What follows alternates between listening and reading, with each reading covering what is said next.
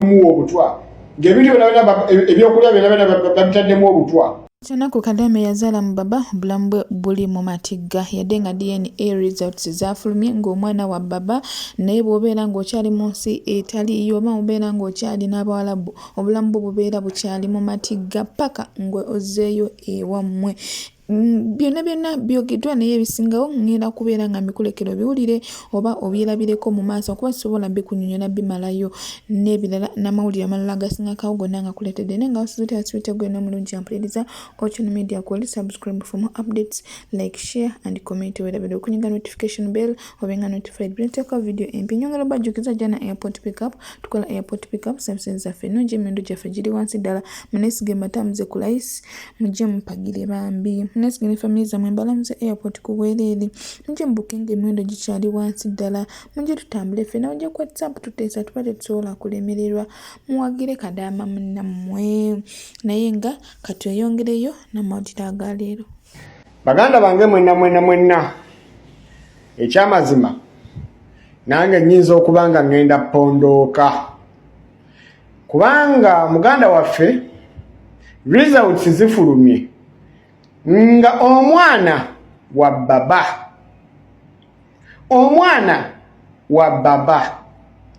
nga omusaayi gw'omwana n'ogwa taata gukwatagana naye nga ate gukwatagana nagwo abaana balala ekiraga nti omusaayi omwana ono wa baba ate Kadaama agamba baba ye yasooka okubeera naye kubanga bagenze kukyala baba n'atuuka n'akomawo n'akozesa amaanyi gwe mundi ogwasooka bwe yavaayo n'abaana balinga abaali bategedde nti baba taata kakikoze naffe katugende mu maaso. Kyesimanyi oba abantu bano beebuulirako kubanga mwanyinaffe okusinza ku statement gy'akoze nga ye agamba lwalinga oluku olupange kubanga basooka na kumutega bintu biringa butwa oba kalingambe basooka mumutega butwa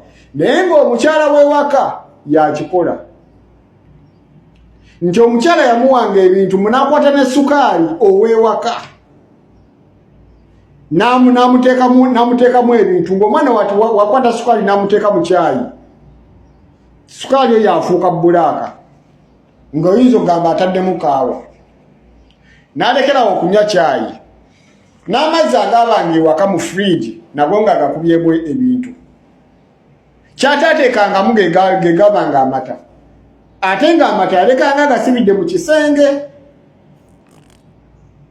kitegeeza lwali lukwe olw'okulwaza mwannyinaffe akawuka akamukenene.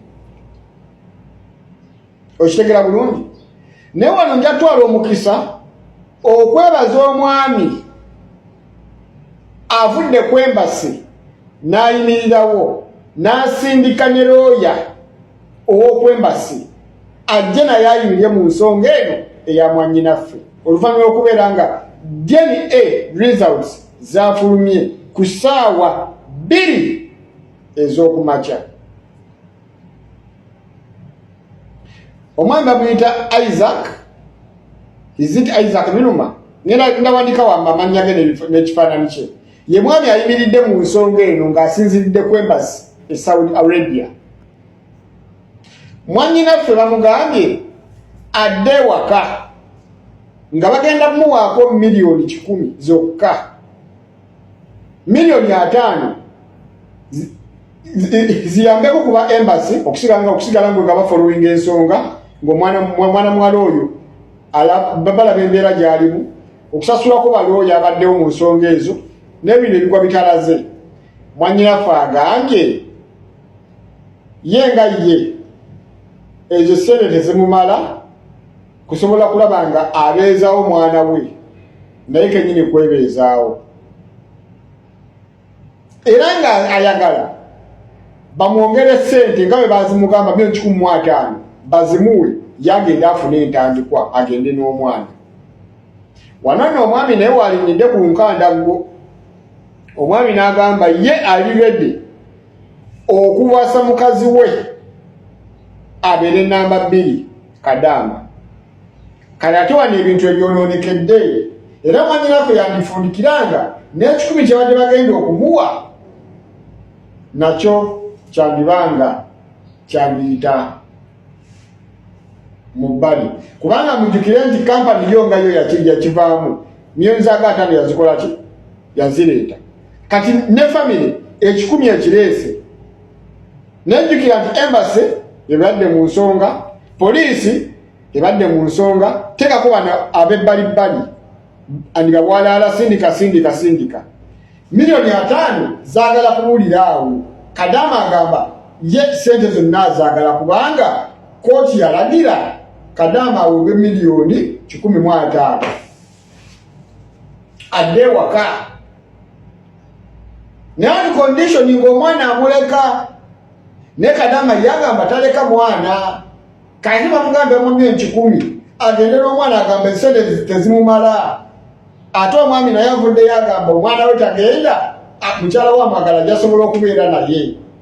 Ebyambi bisekerwa bwe bagenza okutuula we bati kubanga looya avudde ku embassy Munnayuganda ne boogera omwami agambye yaliwedde okubeera ne mukyala we okitegeera. Kadaama ye nga ye kyagamba kyatalinaako buzibu ng'alinga alaga nti ayagala kukola revenge oba okitegeera ng'ayagala kukola revenge eri omukyala.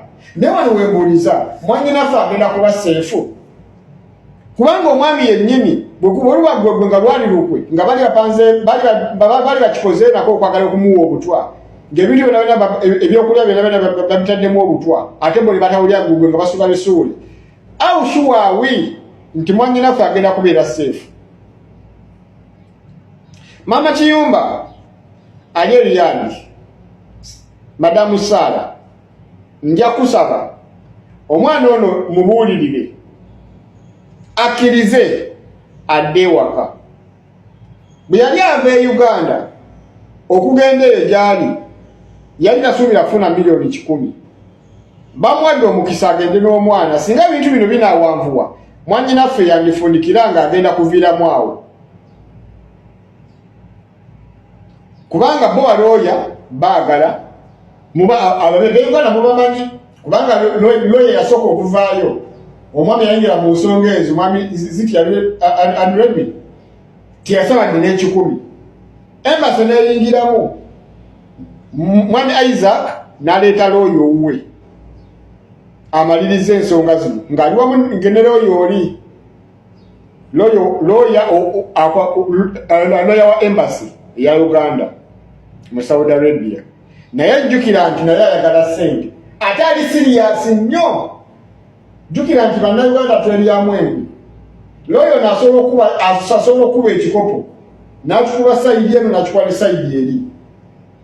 Kati muganda wange era wano nsabira Mama Kiyumba Madamu Sara omwana ono nze nandibanga ensonga ze ngenda zivaamu kubanga okubuulira omuntu atawulira ndabira ddala nga embeera eyinza okugaana.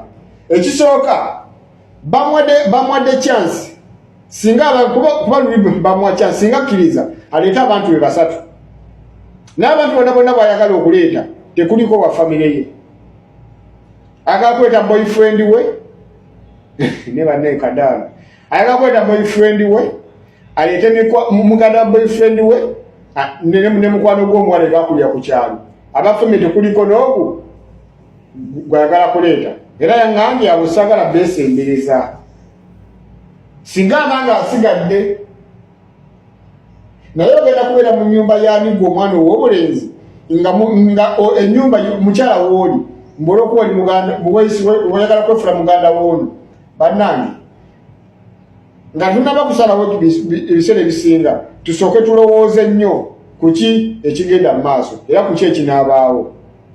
Gwe nawe ali eyo ng'olina embeera by'oyitamu byokwata ebitambula oyagala kuzza mwagalwawo mukama waayomba tebakusasula olina abantu b'obanja balya ssente zo onoonya mikisa oyagala kusibira ku mulimu jangu namba y'essimu 0779 92 25 41.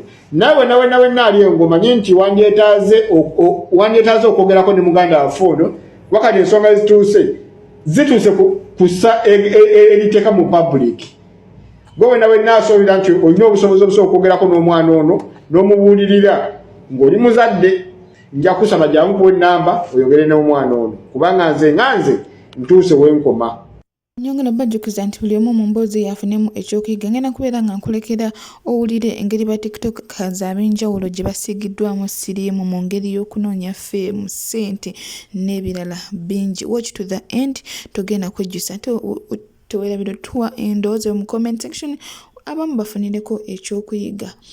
Jana Airport Pickup nyongera bakubiriza mujje tutambule ffene enamba yaffe ku screen 0704444058. Kintu ekikugatane omanya amalogo ge basindikira oyo omwana, omanya amalogo kokka ge bakasindikira oyo omwana ezo seba kuba tusirika tomanya oyo manager asinga okuloga gwesoogedde ayira kinoonyereze kati ng'owaaba ow'omunda yakiŋŋamba nga bambi ng'amalogo olowooza lwaki nali nagenda ejjinja wampayira bwe nakulabako ejja wali ogenze mutambulirako ate nze neetambulira emboozi yonna eri ku Sefco TV ogenda kukakasa ku luno kati ate gundi bafaaki nahiya bafaaki neezo Sefco TV bambi nahiya nno naye bambi akubeereddemu era gwamutulaga naye bambi emboozi ngenda kiteeka ku Sefco TV deno no Jessica lekatini nahiya kiki nkuwaddeko emboozi bannange okyayagala kale banne tugende ku Sefco TV tugenda kwesangayo ku Sefco TV kale dokita nkutadde nange nkutadde kati kankubire nahiya Yanda n'olugambo luli ntuuse babi data aweddeko 0703209030 data aweddeko leeta nsubuga Dennis makubira nahiya kati nahiya taki nyasobola olutalo kubwerere makubira nahiya mama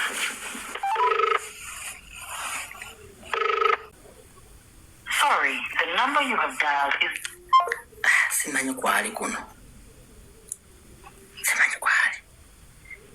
mwabagamba ezo ndo dinamukubidde dda kamuddemu onye kati mba namuyita wala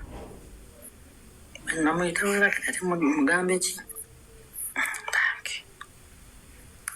nange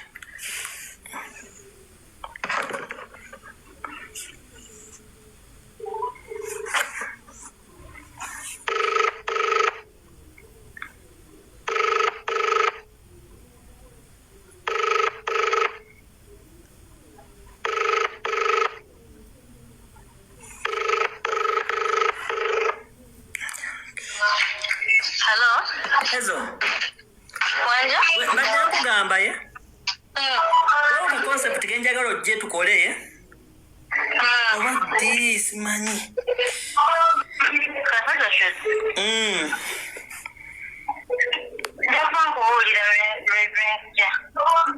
kale omayo kati gwalina amasannyalaze kati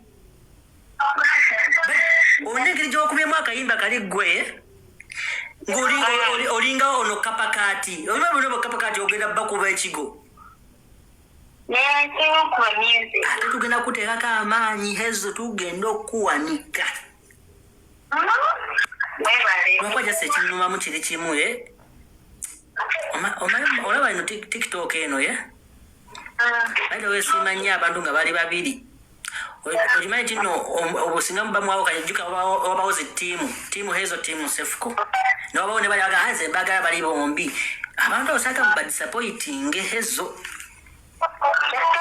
si ye time okutandika okugira obusimayi biki nyenga ekituufu mweyagala ne Sefco tewali mbeera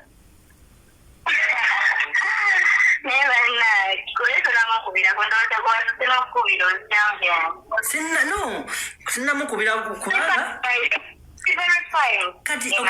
kati gwe mbunahi yakuloga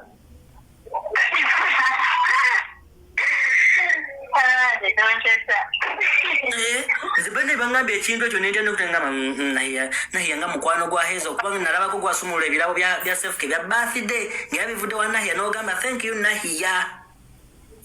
Abaloga bajira baloga babajeba. Ekega Nahiya takuloga. Kwana soko ya kingambako mbuno bakusindikira amalogo. Beyongera sindika kubanga. Tebina noga. Tebijja kukwata oba. Tebitobola kunkwata. Mazima. No, Hezo wajjo mazeeko. Tebimukwate. Gwe. Egaddala wajjo mazeeko kubanga oyo gayi mulalu. Wafujjo naye olinengesa ojja omugonza wamukwata akaloma wallahi kuba nze ate ze nkubuulira amazima.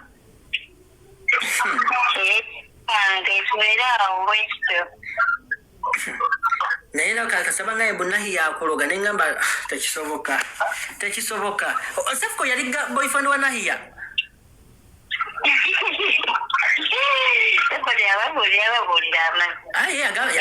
Yagamba mboba muganda we. Yabagamba obujuzi waneno byebyebisu. Nebanna kansu ekyoyogera nti kituufu kubanga ye yagambye mbu tomufumbira mmere mbusima biki kati wafunye ekigurupu ekinywa enjaga nogamba yaga onywa enjaga akomewo nga ubikubye mbu omuyiwe ebinnyo. Ate yagambye okunzijako omutwe. Awo nti obiraba kati olunawe agasefuka kugyeko omutwe.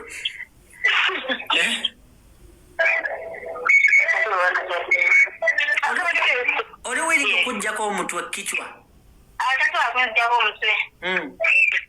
Kati ate byodo complaining nga mbusimanyi wagumira waya ennene naye takuwa kitiibwa mbu teri muntu asobola wazigumira waya gy'alina. Oba owulira nga njogera ebyo ebintu kati nga binadde nga mbuno mbandwako. Olaba nti nyinza ebintu okujjako nga just I'm doing something like just for just wakuzina nnyo oba byogedde awe mwagalira mukulu ennyo ye. Twanange ekigera tosuubira bifuna musajja mulala yenna oyo yoyo. Mujitapa bebiriwo. Ne kati osuubirayo muzalirayo ku mwana.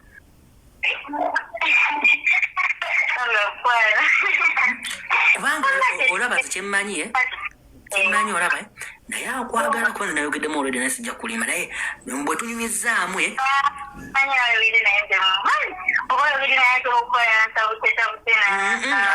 siya nedda by the way yaŋŋambye oda aŋŋamba dena ogenda kukukyazaako simanyi yakoze oba Sefco TV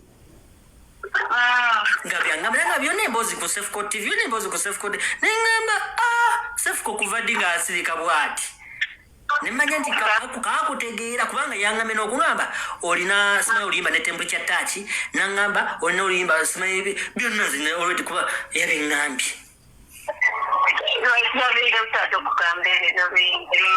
Oli kido wange naye nemanya nambuulira biki bya pulaani nga yaŋŋambye bw'ayaga kusabira kolabo wa Spice Diana.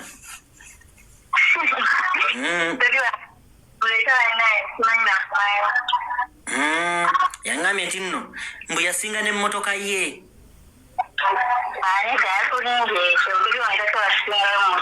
Yasinze emmotoka ye ku lulwo.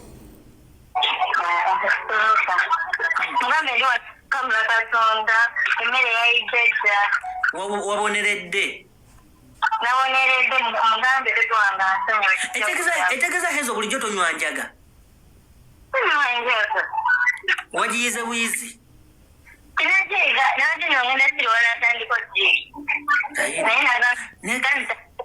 Naye nze Hezo nkulabanga agamba nti ndowooza wali wanoonya dda waya ennene tosobola kuleka waya amabega ne waba akutimpula buli lunaku. Tankuba bambi feriwalabirwa ddala tankuba twadde tulimba bino abazenjo abaana bamanyi bagala nnyo ebintu bye baba ku TikTok. naye bambi olina respect omuwa respect kuba bwe yagambye vaawo gwe njala kola vidiyo zange simanyi novaawo bulungi nodda eri mu lujja ng'oli mukakkamu nnyo peacefully. No, nze heze by the way nakolamu ekintu kya wife material. Manyi wenali e Massachusetts ina mukwano kwa bamwita Dr. Colin Makasi yangamba Dennis bw'olaba ng'omuwala nga afumbiddwa gaya ali stubborn. Actually twakyava kunze kubanza kuvadda nga ndi stubborn nangamba singa olaba omuntu bw'atyo ng'alina gwagonzezza omuwala bw'atyo ng'ali n'omuwala omulaba ng'omulalu oyo omuwala abeera wife material toleeta bano ba Dr. Alima.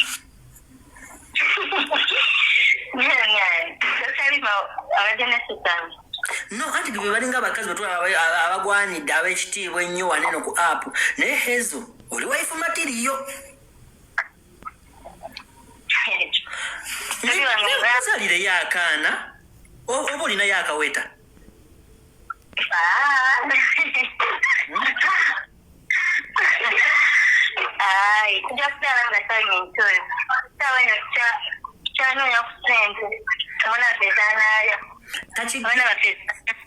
Kati ye takigamba nkonti ayagala mwana?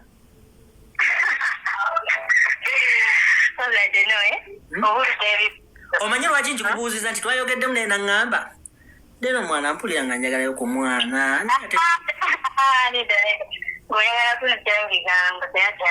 Yagambye?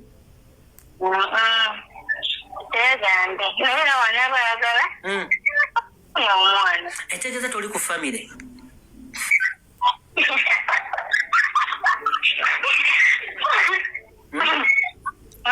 Ekitegera toli ku wazange olaba owulira oyagala okingamba naye ogiraba oti buto yazange imbumbu ezo goyinza obutaba ku famire gwe mbw akola wisdulo.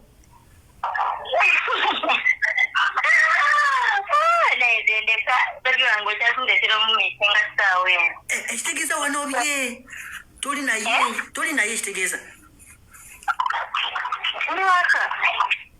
Mugande mazofuma mugande okwesima mugande emmere ate enfungi ennyingi nnyo tajwana n'obutunda n'enkamula. Hezo wannaye ekitegeeza hezo okamula akatunda tomanyi Chef Godwin. Tumubuuze wanyiiga ebyo abatabyogera abayagala kunyiiza byokka.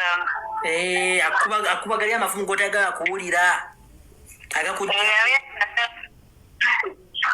Naye bambi mwakoze akayimba ako akayimba ni akawandiise.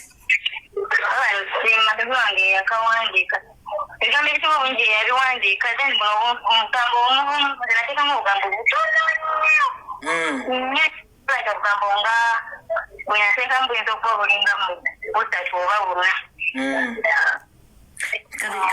Kati tunayambala amakanzu agenda kukyala akube n'embaga tujja kujja ku mikolo.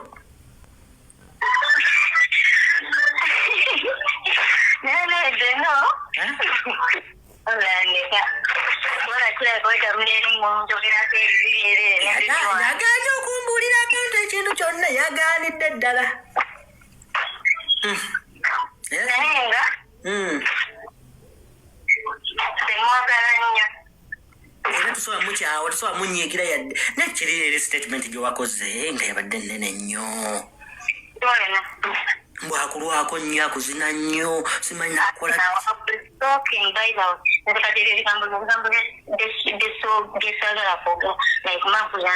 oswala nati nagambye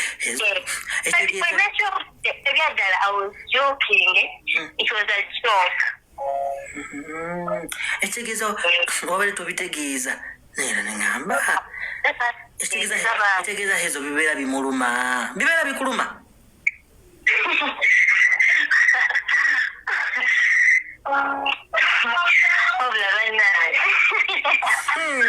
Omuntu bw'ava bami n'ayogera ekigambo ekyo asula ku tebuukye.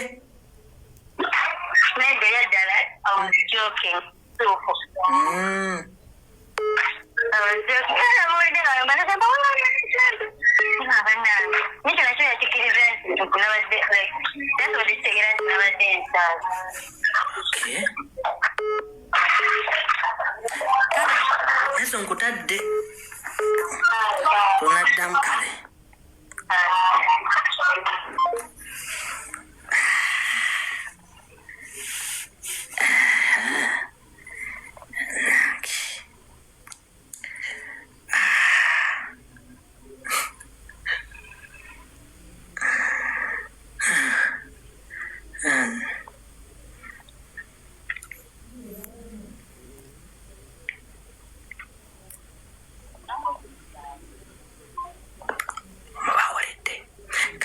kunahiya banaye kambuuzeemu engalo zibaluma temutapinga screen temusharinga temugifutinga data una aweddeko mukozese ya time muli awo you are there please are you using me ninakuwa bayuza by the way wamanyenge so nomba mulisiki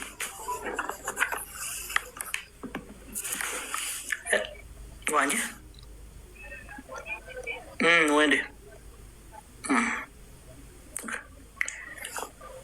gwe sebo nomba mulisiki yamanyi sikyakole mukolera abantu sikolera ku satellite teno olugambo lungi njala nakubeera posha na Emily bayawukana ne koko naye bagambye eggulo Emily bayawukana ne koko kale byona besimu nange nze munsobera abantu mmwe 0703209030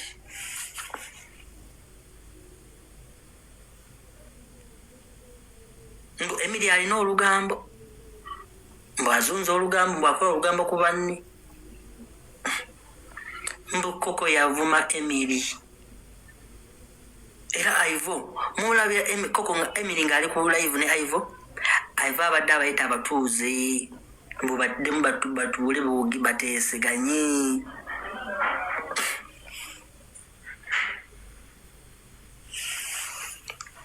koko byatazomera Emily namugambira nse nkuone views onoli namugamba zina uchogama wagenda okuja nga sisi ukuze nawani asoka ku TikTok banange ebigambo byali eyo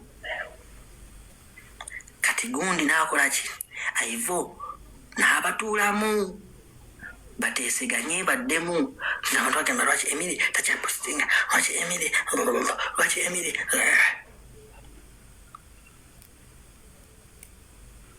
bani yakubira nahiya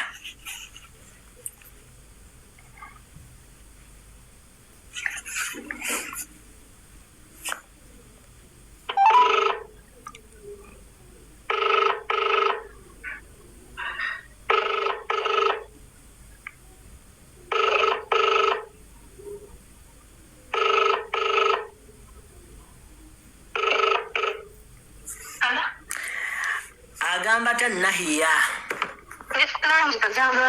onkyaya nnyo oba twayomba musimanyi nkubeerawo nenkulaba nga weekuba 3 mu 9 ngamba mukyala James wata what mukyala James si James waliwo erinnya lyenakulaba weekubako 3 eyo nolirabanga ndyekubye kyogamba muli balongo walaba finishing nti liwedde linjo linnya liri mu kifuba naliraba naye ng'ogamba otya waddeyo olabe vidiyo oddemu nkubiri gwe naye ng'oli stede naye ng'oli stede ekifaanyi sina kyabu nalabye maama muyomba gunga bali bagunga mbuologa hezo ezo sina kyakyogerako ngamba nga bali bamukwano nnyo nagula n'ebirabo imagine ekifaananyi kye ne bakisalaasalamu nengamba isho obukyayi nga bungi muli oke abladde nobeera bulungi naawe mbulirawo katini naawe siri mukwano go ndeka sina budde bwa bintu ebyo kati bambi nsobola olina obusungu ku mutima bambi akudisappointinze obusungu mbujjawa kiwaliwo bandisappointinze No, omayo olaba omuntu ali disappointed muntu omuwoya ne munjogera. Mukwano siri tonfaire nga tonsibaako disappointment ezo. Tegeeza oli disappointed dakikanera. Just mwayawudde. Nze sibimanyi. Benondeka. Kale bye. Nze mbonye n'olugambo bannange. Ndebyo byempitamu okuno banoonyeza olugambo kati oyaganye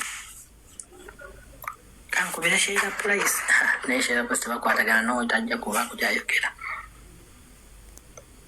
kati nkumeyo olutalo ki pakati olwo luganye emboozi entuufu eganye buli omu ajewala omuntu ayandiotwadde kale yehezo ate agizegizeemu kankubire Emily naye mwayawukanye ne Koko kiki buzibu ki gwe ne Koko kamukubire nange olugambo noteekamu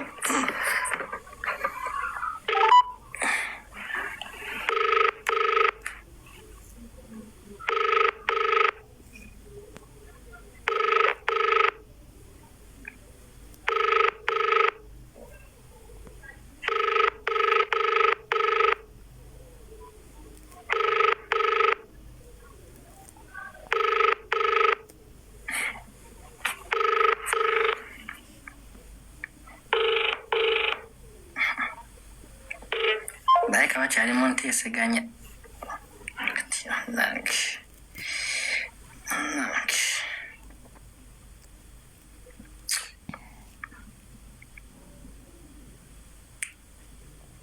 Sheila Price nakola ki kuri Sheila Price twogera ku 10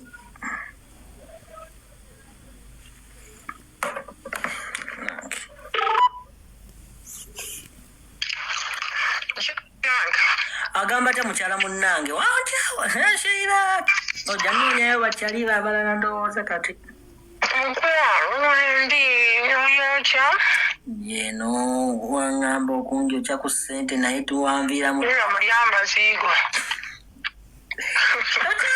ennaku zino okulaba ne balamuza edduuwa patience kyokka munnange olaba ebintu ebyo bibeerawo ne mutajja kati mwe batikitooka mubane bannaye batikitooka tokimanyi nti nno nze nsula wa maama wange kati oba tompadde appointment gamba maama nti nja kudda saawa bwezi ti ate otambulirangawo oyo otyanga toli ku live mwana gwe ennaku zino eno data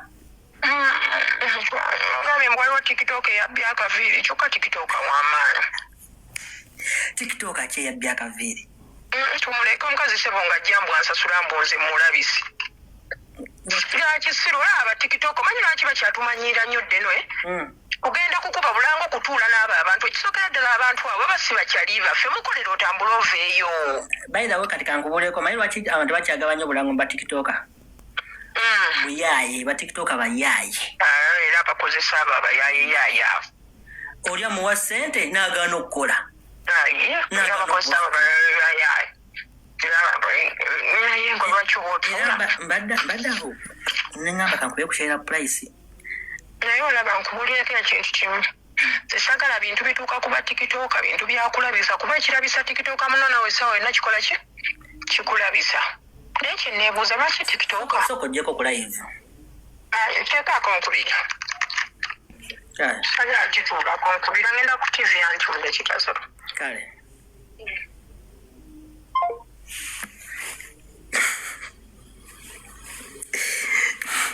mulabe abadde agenda kwokya mulabe abadde agenda kwokya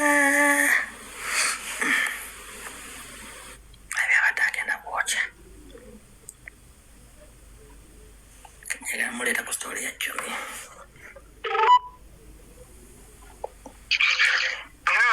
yo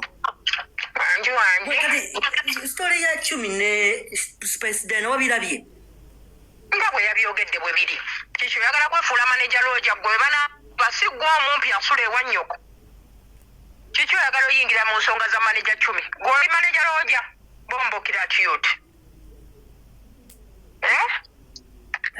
kati kati okubuuzaako kibi kasajja gwolina olugambo bannange no kati lwaki kyumi yakoze bw'atyo kuba gwalayika yakubuulira ayina ensonga ze ye ng'omuntu bannange omuntu waba yeemulugunya aba akoze eki yeemulugunyiza ng'omuntu kitegeera nga bwe yabibagambye yagambye mu limikizi teyafunyeemu soke bajja kwesootinga kasita kati bonna abayimbi saba oyo kyumi takyali levo z'abatikitooka muyimbi kati ekiyitwala espace den olaba nga kyumi amu disappointinze ng'abadde mukwano gwennyo bonna bamikwano ekyova abaeza ensonga sayagadde eddukuma mu nnyabo bamikwano genda basanga bali kusowatie maada walukumyemu era amanyina oddukumamu jasi lutuuke mangu we lulina okulaga naye nga tobiteeka mu nnyo bali bamikwano sebu ekyo nkimanyi sokwayise n'ekyumi tosangayo kikyo era bw'obasanga beekuba obasenda busenzi n'obaleka kuba essaawa yonna baba bagenda kubeera kasowaani keekamu nga balya ate ekirala batikitooka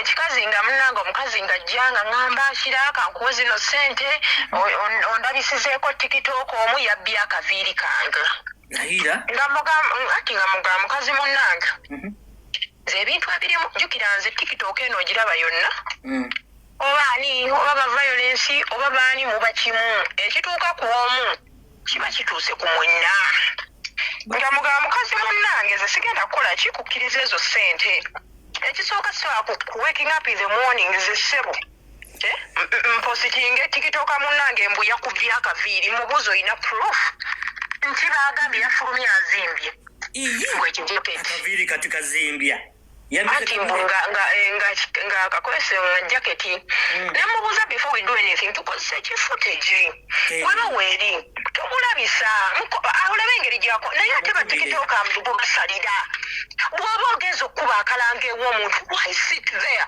zoba neepankana nnyo sisobola budde okunywayo amazzi I can't ogendera ku bizinensi genda ku business nkole ekintu sente because olaba abantu abo sometimes they get excited okulaba before you know it n'aba neighbor batuuse bakutte ebifaananyi bakutte bu video oyo kyezza oyo sabye ne batalina kwasama okitegeera abantu abo nze ŋŋamba tubaleke we balina okubeera if it's business genda kwata akalango tambula osanga tikitooka nga baliyo ku mabirizi ku Pioneer Mall batudde nange mbasangayo nnyo ku Pioneer Mall okitegedde kyekikutuuza eyo bagenda kubabbisa muswale ate akubbisiza kati nze kankubuulire abantu abanoonya ba tikitooka okkuba obulango batuuka ne balina level ya despeраcy bwe kiri okitegeera nti ne batikitooka nabo baalemererwa okubeera nga bateekawo omuwendo ne basigala nga abatikitooka babbeeyi b'okwata emitwalo 2 okubidde omuntu akalango okitegedde era nze yajja lumu nali njogerako ne Alan Cross one day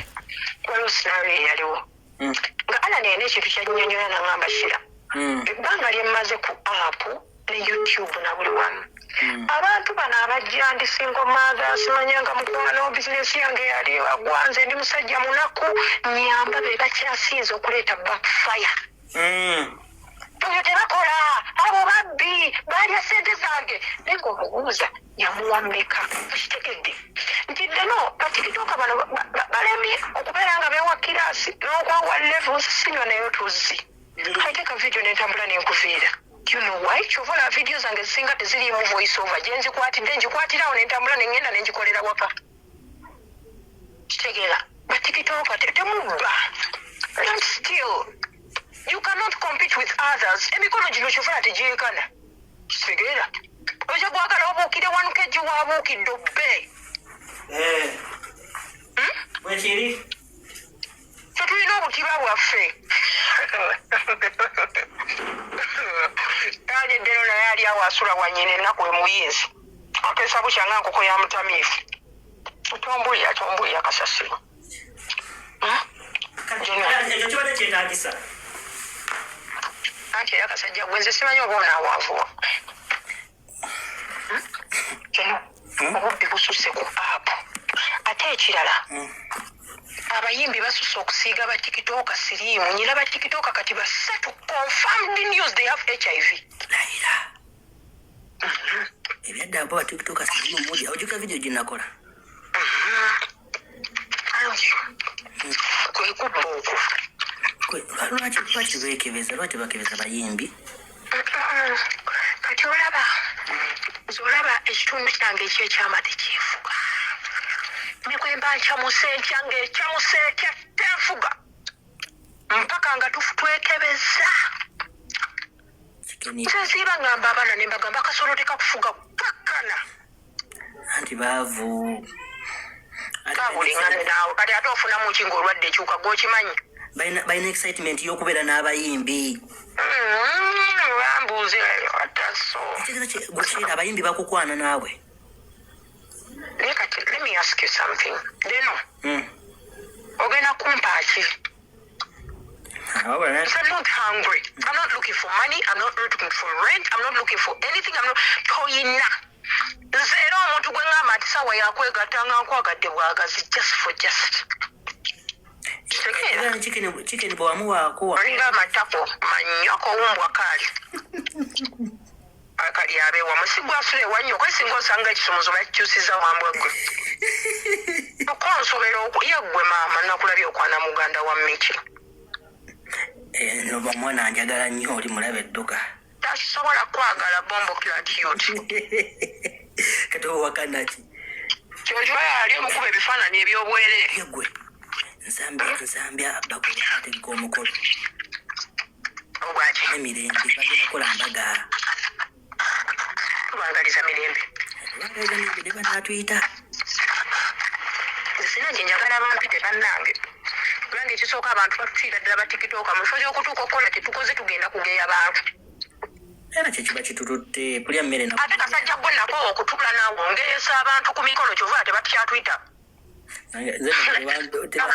lero nkanyumize bannange akasajja kange kanjagala wambwa mmwe miziina gy'oku apu emirogo kati ye kasuku kiki saba wayanjula kasuku ewammwe abo bantu bange bakukido batuuka ewaka balaba ziglass zichandaliya toy za gold noze siri walulyo lwammwe mbwewamwe gwe atalina kabina mwana bugwe naye anti ze nkyakula oba oli munde manyoko kisiru ate ezo baswahili zafaananayo zekka bwendeno Deno.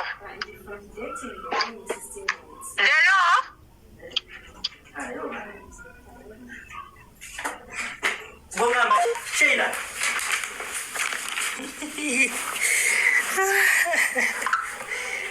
Nange. Ande mungi kuve mama twete lunago.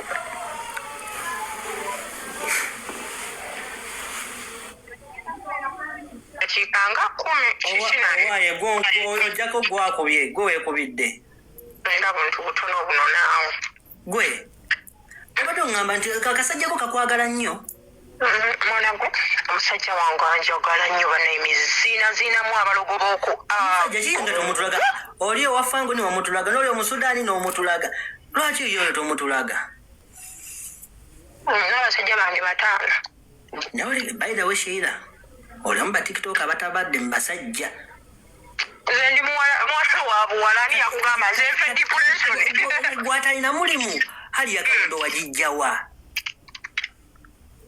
nkuleka akaunti ya famire yange gwe omanyi sente ziri ku akaunti yaffe oba mulowooza nti noze najja kubonaabonanga mmwe omanyi gwedde no ntolowooza mbonaabonera ku levo yo abamanyi babuuze bwe nasomeranga enaalya nasosolanga ntya bankyaliranga batya siri levo zammwe mpozi oli ogi wa junior mwana gweyo omwana yeesiba ku banne ate nga yalinga nsaba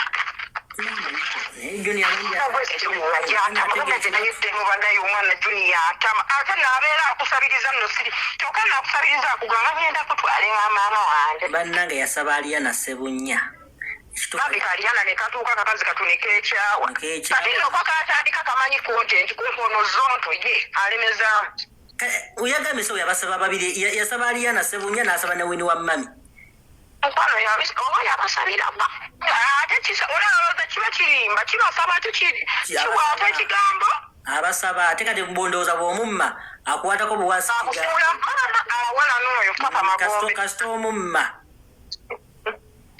akakidde no njagala abantu babiri live on TV because I'm going on air ogenda ku TV ki Kwano jangu ndi wano ku next media mpezo ekirala. Bobi Wine ati.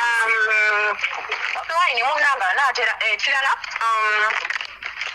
My what? Abatalina passport. Simanje mugenda kola for my birthday because it's next month and we are traveling. Simanje mugenda kuyita. Birthday next week, next month. Nyonyi kati simanyidde n'oggwa atalina wadde endagamuntu anti baakudipoting Saudi. Nze TikTok alina driving permit, alina ndagamuntu, alina passport, alina ATM, alina visa card, alina sendwave, alina overdombe ku TikTok. Nga temukyakuba luseke lw'abagagga. Ngagga bamubalagawa ku app. Abamu baatya nnyo ate tubadde mu kisiibo. Nze munnange ntiira ddala obusente bw'abagagga bamu bamale saagala ebyo bintu. Bannange nange sibyagala mukyala munnange. Nze n'obeera kulinga oyasaamiridde. Baba y'omutwale. Baba wange. Ngambala b'obusiru buno. Nze ddeno. Baba bagula data na kusasula Netflix na kusasula gundi. License ya Lugambo Nation.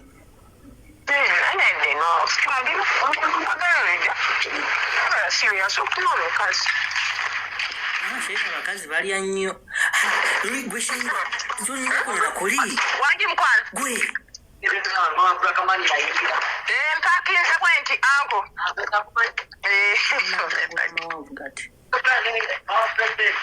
President, Bobi Wine wali. Nedda tulina show yanjawulo. Different, yeah. Kati agamagulu bushaina galinnya bulungi ku buleki n'enywera. Manyoko. Anaye kasajja bwakambi singa wali kawanvu tero. Walabye Bebe Cool so yatadde Posha mu video ye. It is nice. By the way, personally I like Posha. She's not to meeting and I'm not really kusinika mani. She's a very adorable person. But I know zero. Omanyi Posha kati asinga oli omuwala asule wa maama we. Ani asule wa mama we? Ono Tasha Michere. Lwaki Tasha Michere temumwagala ate nga talina buzibu omwana yabakola. Kati olukiroozaako oli tensi. Olukiroozaako oli tensi.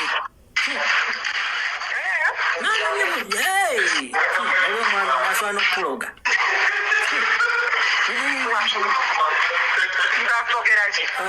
Katwala ndino olina amagulu matini tolina kabina oli awo wakulata oba siwomandekeyo. Alino lisobola omukuwalanya. Lwaki tufunayo ku matama booster n'ogwejjagijjamu ku buugi nga nakanga kanga Joey. Kakati bayinga wedde no. Hello. Wekankupireko n'abantu abali ku live. Ngenda kukola aviation. Omasa I have a very big project for aviation. Those abamanyi aviation abawala abakola mu nnyonyi. Mulinamu abo baddimbuka gye muliira emiceere ne mulya kiro z'obuwunga 10. Ate ekirala my man kimufirika kano kankababbireko nga muli ku live. Mochi. My man, he loves petite girls.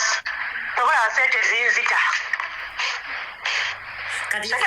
Kati yasalawo abeere naawe n'omwana wo. Anti obona nga alinga muzungu. My boy is a white boy. Nensinga kyogamba taata wapulaka mani takuweera ddala buyambi. Namusangako mu bbaala.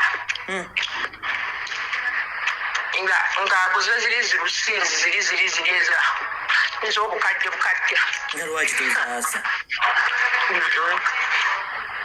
Mulengerera wala ate antya yakulumula emmotoka. Antya munayo. So n'osalawo otabaaze buli wamu. It's okay. Ndi mwana wa buwala kano ne bwe muka recording I cannot be with one man. So I was stressed at sea. Ate ono gwafuluma naye like wali ku baluko n'afulumya emmotoka n'agenda nga muva kuyomba n'okaka kalino kagenzi simanyi tukyankalanye tuyombi. Oya n'ogolaba akola ku American Embassy. Beze nze sibuukira nowe mubuukidde lwakuba sitera kuba wabudde ndooza nja kutuula lumu nkolera ivumba nnyonnyole. Mukyamba okulowooza nti bwembuukira bwemusobola obuukira.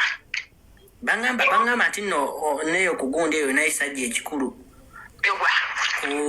Kuki eno ku spear. Ewaava munno. Oh, really? Mbona wewe ndio msajja mukulu. That's very good. Saagala nkubalira kumba TikTok abafunye sirimu lwabira nfuna.